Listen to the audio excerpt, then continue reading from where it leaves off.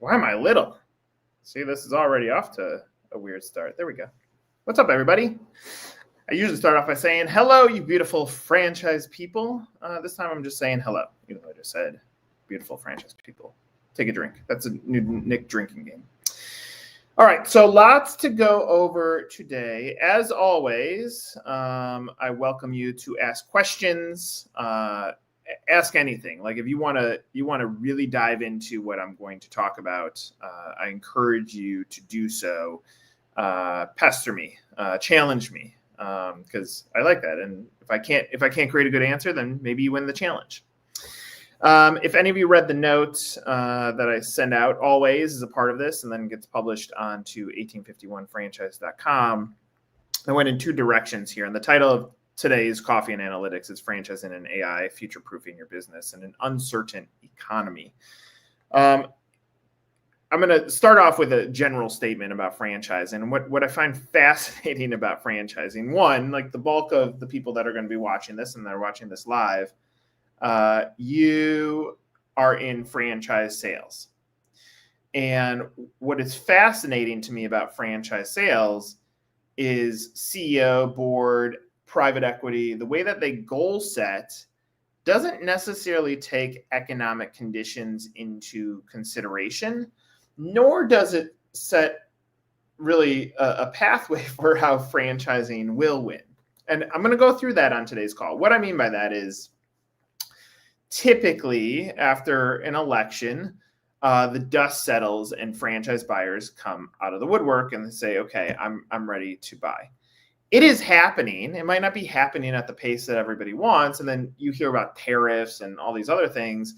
And you're thinking, if you're in franchise sales, that the buyer is nervous. Well, the buyer is always nervous when they get into franchising, unless they are an investor. So let's put it into buckets. First-time franchisees, franchisees that own portfolios, and franchise investors. There's three different ones that I can frame out, and there's a million different other types that I can talk about too.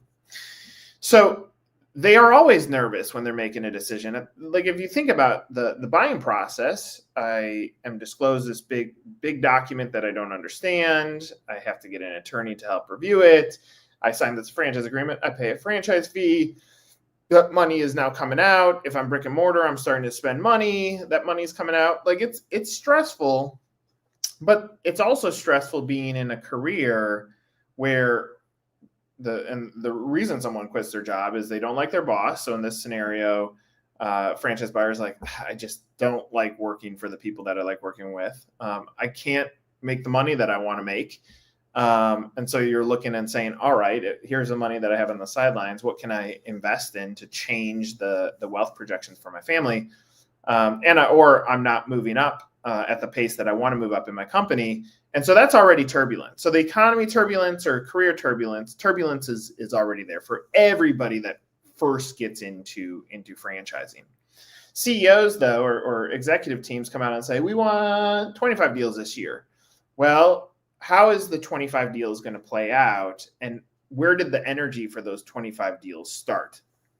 It's fascinating to me. I could talk to Tom Blue in the face and say, guys, every franchisee that we've talked with over the last 4 years now has said a number of months that it's taken them to go from impression, I learned about a franchise, to I filled out the form. And so on average, it hasn't moved. It's 6.4 months. And so if we go back 6 months from today, we'll go 6.5, it's the middle of the month. And we go back 6 months, we're talking about August, September-ish time date. And so what was happening in August and September, well, we were gearing up for an election. One party was trading out who was running for someone else, and there was some chaos. And so you think about that buying process, now they're getting to this point, and has the chaos settled down 6.4 months later? It hasn't. And so the reality is, like the water, your potential candidates, the water is filling up in the bucket. It just may have not spilled over yet. And so you're sitting there in franchise development saying, well, crap, I have sales goals that I have to hit. I don't know that I have the tools to hit them. When in reality, if you look at your Google Analytics and look at return visitors to your site, it's probably building up. It just might be taking a little bit longer to go over the edge. And so it'd be fascinating for me when we start talking to the franchisees that buy in 2025, how long did they stay in the funnel? I bet you some of those were in the funnel back in June, March of last year that were going through the election cycles. And unfortunately, because we didn't start this until well after the 2020 presidential election, our historical data is not going backwards. So I don't know if it's longer than 6.4 months when there's a new president. But I promise you, because I can look back at the numbers and the growth of franchisors after an election, there are more coming out. Eventually, I'm going to show you like future proofing your business for the AI side. Now I'm helping you understand that there might be a little bit more lag time between when your candidates are going over the edge when they start in the funnel. I opened the note by saying less than half, or 47% of U.S. executives feel confident about the country's economic direction in the year ahead, so in 2025. That is good, because if less than half of U.S. executives feel confident, what that's going to mean, and you can see this, is layoffs to call it the director level and up. Those are great candidates for franchise buyers. And so that means only 47% are confident, 53% are not. And so you're going to see these layoffs starting to happen. And then they're going to look and they're going to say, if the jobs aren't there, what else can I do? Which is where I keep saying now is the time to push down the pedal and spend. I'm going to get into that again in a second. That share is marked decline from December, when 67, so December, we know who the president's going to be, 67% of business leaders polled by the Association of International Certified Professional Accountants reported feeling optimistic about the economic outlook of 2025. But what they didn't know is that when President Trump got in place, what was he going to do from a hustle of change? And that brings up the tariffs. So tariffs and ensuing trade war are likely the culprits behind the downturn in the sentiment. Bloomberg reports with 59% of respondents saying they would expect levies to negatively affect their business. Okay, so again, like there's turbulence. If I go back to 2008, when I started the business, and I've studied a lot of the franchisors that had tremendous climb back then, I personally like the story of Marco's Pizza. This is not a dig on Marco's, the quality of the pizza. This is not like the best pizza that I've ever had in my life. It's a regular Domino's delivery pizza. But if you look at the spending history and the marketing of Marco's in 2008, when everyone pumped the brakes on marketing the franchise opportunity, Marco's was smart. They looked at the candidate journey and started pouring dollars in so that when, at the end of those 6.4 months, the candidates were ready to buy, they were already ahead of all the competition in the food space to say, come buy our brand. And they went from middle to lower of the pack of pizza brands, called the top 100, to among the largest brands, because they spent when everybody else didn't. And I know like that's challenging on the mindset, because franchising, because of the lag time of the leads, requires you to spend in times when it feels uncomfortable. But you can look back at the history of franchising. If it's going to take 6.4 months, I need to hammer the impressions. I got to get in front of the candidates now, because towards the end of 2025, it's going to work and look very, very, very, very good. Another insight, I've talked about this before, is the value of family. I've heard so many franchisors say, well, you can't close deals during the summer.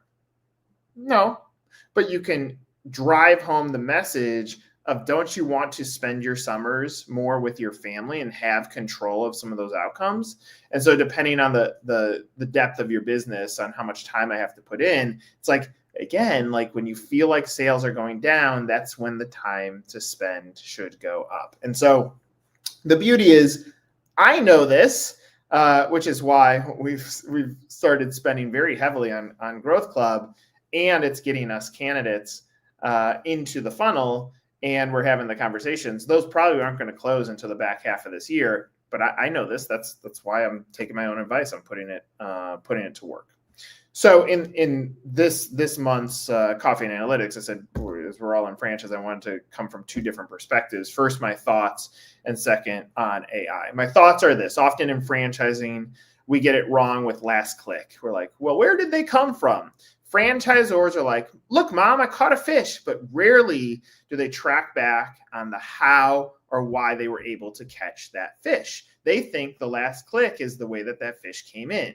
So what is the journey of that fish? And what did that journey of that fish have to go through before they bit that hook?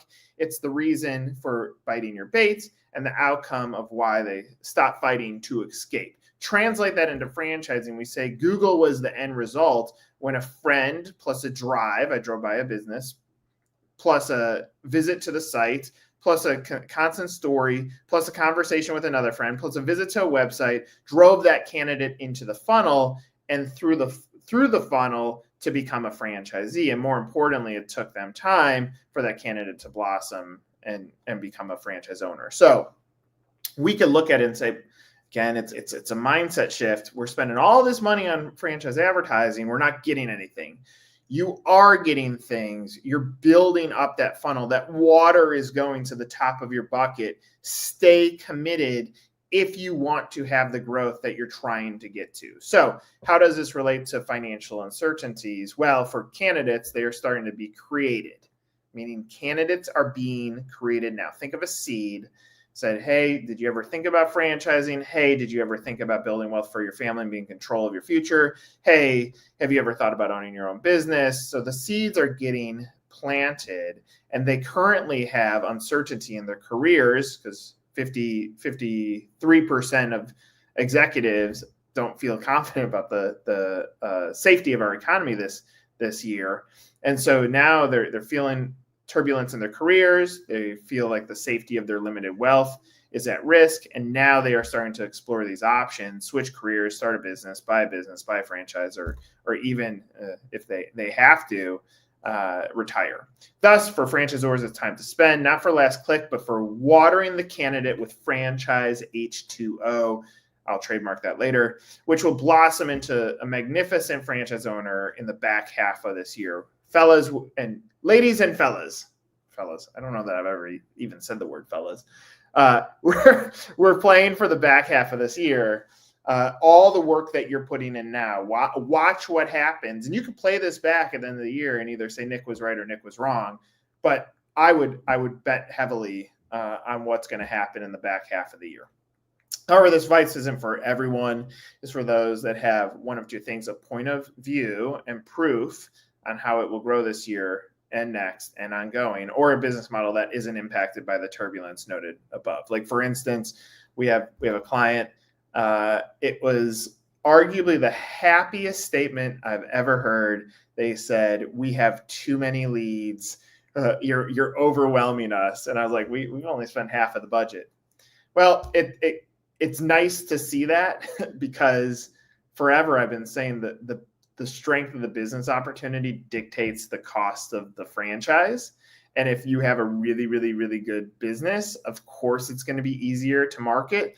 It's proof that our model works because it does. And I have plenty of case studies that suggest it, but it's hard because in this just heavy competition in the LinkedIn world, popularity competition, we're always fighting for who's most popular. Like, well, they're selling franchises.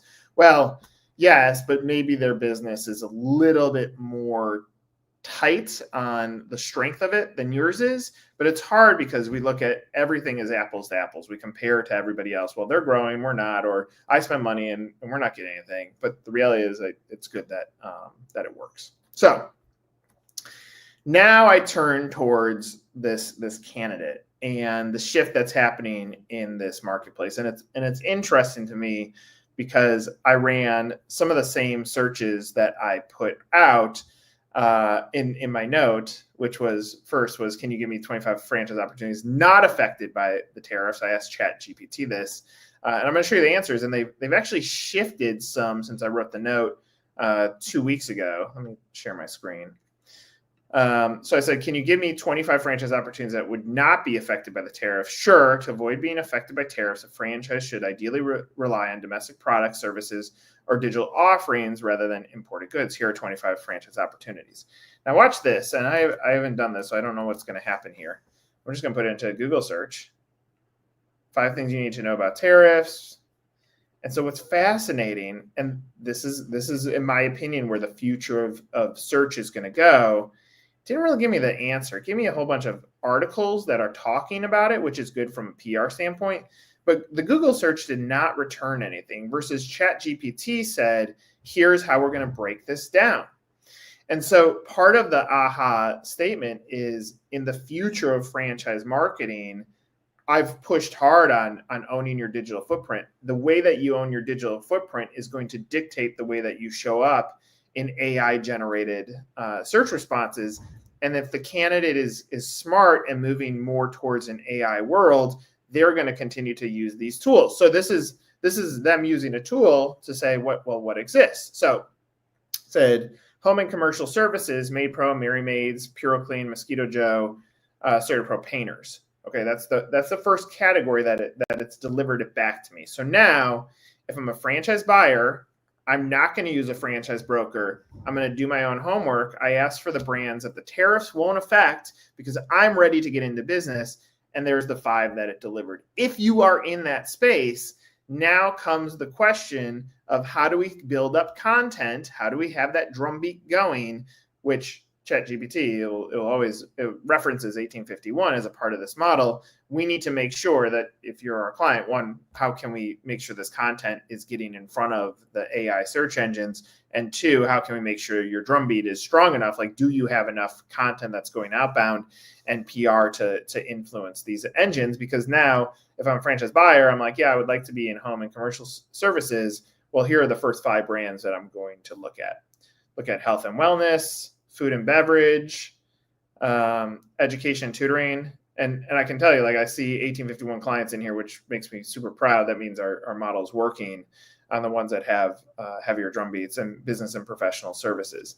Now, what's also fascinating about this, if I go back to my note, I asked the same question and it said service-based franchises with no import reliance. It said Molly Maid, 2 Men and Truck, 1-800 Got Junk, Home Instead, UPS Store, Bright Star, Mosquito Joe, CertaPro, ServPro, and Pool Scouts. And so over the course of 2 weeks, ChatGPT is delivering back a different answer on these. Then I said, I continued on. I said, give me the $1 million investment. Or ones that are heavier on the investment side. It did the same a week ago, but what's fascinating is it gave me tariff resistant. And so it said home and commercial services, high margin essential services, ServPro, Paul Davis, 2 Men and a Truck, CertaPro, Mr. Rooter as the first in the home category of investments north of $1 million versus this time it delivered up some food options, automotive, health and wellness. Here's senior care and assisted living. And it's telling me why. Great Wolf Lodge. This is interesting. $100 million investment, Top Golf, and then down to Sky Zone, logistics, and then child and storage. And so what's fascinating is I'm talking about a 2-week shift, and there are some consistencies on here. Like I can see a bunch of brands per the note if you go look at it. When I asked it again, I said, okay, now give me a list of the next 5 childcare and education franchises, and I can see some of our brands moving up that ladder. And so again, like the fascinating component of this is that how are we approaching ChatGPT? How does ChatGPT or AI integrate into our PR and content and digital marketing services? How are we answering the questions that a candidate may use AI to search for, and how can we make sure our brands are in front of that? Now, in my note, it also told me why some of these categories are good, like storage and property management, high demand, high margins, service-based, et cetera. But more importantly, because I was asking, why are these tariff resistant? As service-based franchises do not rely on imported goods. Food franchises that use domestic ingredients like sandwiches, pizza, or coffee are less impacted by those that are dependent on imported goods. Asian QSRs or seafood change. Education, wellness, and fitness brands rely on human capital and services rather than physical products that might be taxed under different tariffs or not be impacted by it. And so I also look at this and saying, from a messaging standpoint, let's make sure we're gaining these insights. So if you are an 1851 client, I would raise this as, okay, how do we have a piece of content written next month that says, here's how we've built a model that won't be affected by tariffs or trade wars, and answer that. Because if that's what's going to hold up candidates, and that's what they're fearful of, they are going to search for it, and they're going to want to know what that answer is. As a side note, and this helps get a little bit of your content strategy in order, I just searched for Paris Baguette franchise. And I like this people also ask for section because it gives you good insight on the traditional Google search on what people are searching for. How much does it cost to franchise a Paris Baguette? Who owns Paris Baguette? They want to know who are the people behind it. They're asking about another brand. Is French Baguette a franchise? And so it's interesting on what other people search for. It's an easy insight. And if you start clicking on these, you'll see like more answers start popping up. But it's good to understand what your digital footprint is as it relates back to the AI. So again, like I'm looking at this and saying, if I want to win my brand popularity contest, I want to make sure that I got a seat at the table. Let me do this. So I said first, I didn't need a franchise broker to do the AI. I did it on my own. I needed search. The search is based on information around the internet, questions from insights and users, and growing intelligence. Why were some brands not included? Because you have not done a great job with your story on the digital footprint, or you don't have enough of a drumbeat. Why were others not included? Because you're not creating your solutions for a turbulent economy, making sure you have that content. Thus, if you want to win, start telling those stories. Answer the fears of buyers. Don't be afraid to do so. Ensure your AI content is rich and frequent, and add content to your drip campaigns that ease the fear of your prospective buyers. None of this turbulence is new. So then I asked this, I said, can you tell me the 5 most turbulent economies over the last 40 years? And there's a reason I asked that question. The early 1980s, high inflation, Federal Reserve, rate hikes, and a deep recession. The dot-com burst in early 2000s, the Great Recession of 07 to 09, the COVID-19 recession 2020, the inflation and interest rate crisis 2022 to current. And the reason I did that is because all of you have been through bad economies. So you're talking about 5 rough times over the last 45 years. There's going to be more.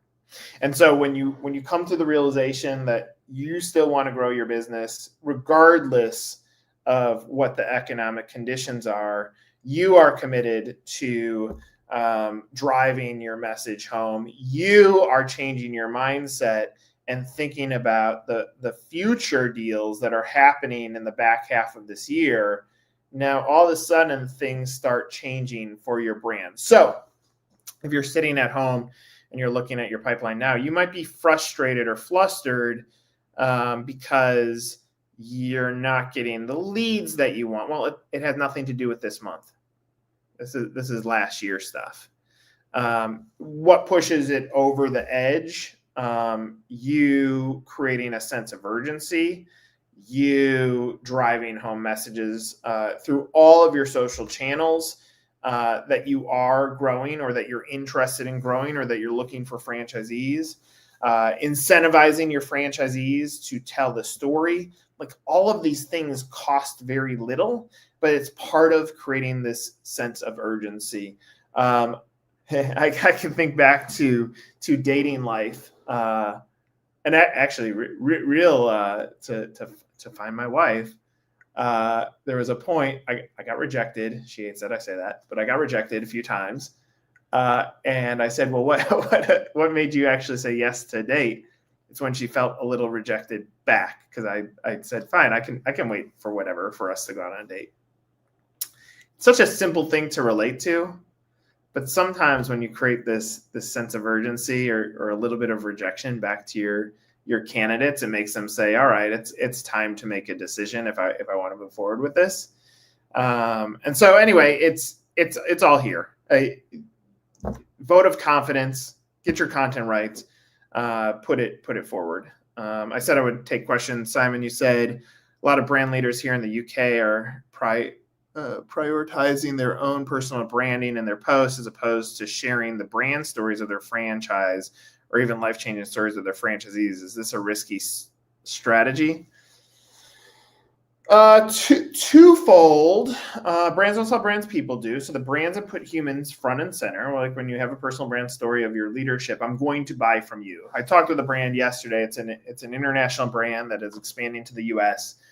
Does not have any locations here and is trying to sell their first franchise. And I went on their franchise website and it's like superior support. I'm like, but you have one person.